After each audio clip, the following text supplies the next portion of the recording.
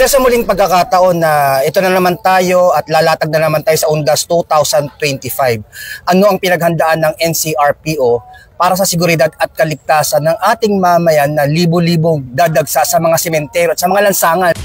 Alam naman natin na tuwing Undas ang ating mga kababayan ay umuwi sa kanilang mga, of course, mga probinsya at para magbigay respeto sa kanilang mga namayabang mahal sa buhay.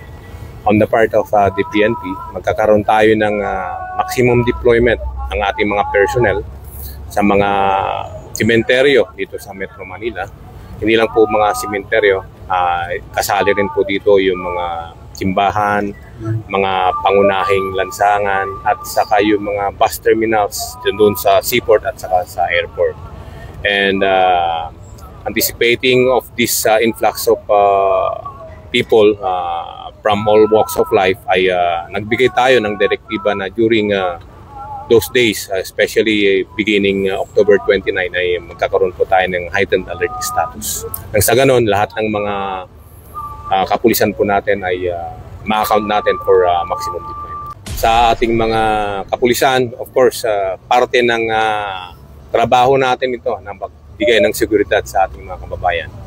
Although pare-parehas din tayong may mga mahal sa buhay na namayapa, pwede naman natin silang dalawin in some other days na hindi na masyadong busy or hindi na kinakailangan ang ating presensya dito sa NCRPO. Then let's visit our loved ones after All Saints Day. Nang sa ganon ay mapahiwatig din natin sa ating mga mahal sa buhay na andun palagi tayo para sa kanila. And sa ating mga kababayan na bibiyahe papuntang probinsya, siguraduhin po na of course bago bumiyahe, ang iwanan nating bahay ay dapat fully secured or ipagbilin natin sa ating mga kapitbahay. At siguraduhin po natin na maayos po ang pagbibiyahe natin. Kung may dala po tayong sariling sasakyan ay dapat palaging nasa kondisyon ng ating sasakyan at mag-ingat po sa pagmamaneho. Ngayon kung magbibiyahe tayo sa public transport, wag na po tayong magdala ng maraming bagahe at wag na po tayong magdala ng mga pinagbabawal na mga gamit. Nang sa ganon ay hindi po tayo maabala. Ako po si Police Chief Master Sergeant Mauricio Bonilla Ruiz. At Patrol Woman Maria Danica Bacal Subungo. At Patrol Woman Ronalyn Tanghia. At Patrol Woman Evelyn Tilumatis. Alagad ng batas, tagataguyod ng balitang pulis.